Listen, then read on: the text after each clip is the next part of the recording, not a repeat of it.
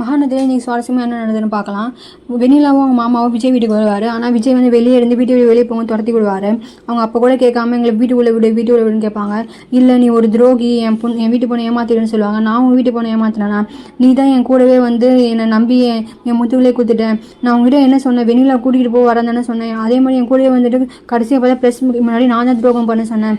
நீ தான் நம்பிக்கை துரோகி, என் முதுகிலே குத்திட்டேன்னு சொல்லுவாங்க. ஏன் என்ன வந்து திட்டுற, எல்லாமே தப்பு ஊ மேலே தான் சொல்லுவாங்க. தாத்தாவும் விஜய் சப்போர்ட் தான் பேசுவார்.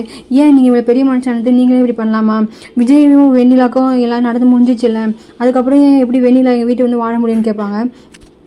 அப்போ அவங்க மாமா சொல்லுவார், ஆமாம் ஃபஸ்ட்டு உங்கள் பையனை நான் நல்லவன் தான் நம்பினேன். முதல்ல வரும்போது என்னை வந்து இவ்வளோ மேலே தப்பு இல்லாத மாதிரி தான் சொன்னார்.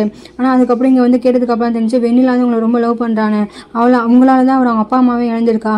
இப்போ இனிமேல் என் வீட்டு பொண்ணுக்கு தான் நான் பேச முடியும், உங்களுக்காகலாம் என்னால் பேச முடியாது, நீங்கள் வந்து வெண்ணிலாவை கல்யாணம் பண்ணி தான் ஆகணும் அப்படின்னு சொல்லுவாங்க. இப்போ விஜய் சொல்லுவார், எவ்வளோ தைரியம் தான் மீனா முன்னாடி போயிருப்பீங்க, என் மேலே தப்பு இருக்க மாதிரி தப்பு வச்சுருக்கீங்க, எல்லா தப்பும் உங்கள் மேலே தான், நான் முன்னாடியே எனக்கு எந்த ப்ராப்ளமும் இல்லை அப்படின்னு சொல்லிட்டேன், காவேரி தான் என் ஒய்ஃப்னு சொல்லிட்டேன், அப்புறம் நீங்கள் ஏன் உங்கள் மனசில் ஆசை வளர்த்து வெண்ணிலா மேலே தான் தப்பு அப்படின்னு சொல்லுவாங்க. வெண்ணிலா கேட்பா, ஏன் நீ என் லவ் பண்ணவே இல்லைன்னு கேட்பான். அது என்னோட பாஸ்ட் லைஃப், நான் வந்து உள்ள வீட்டை வந்து ட்ரீட்மெண்ட் பண்ண ஒரு மனிதாவை அடிப்படையில் தான் ஒரு ஹெல்ப்பாக தான் பண்ணேன் அப்படின்னு சொல்லுவார்.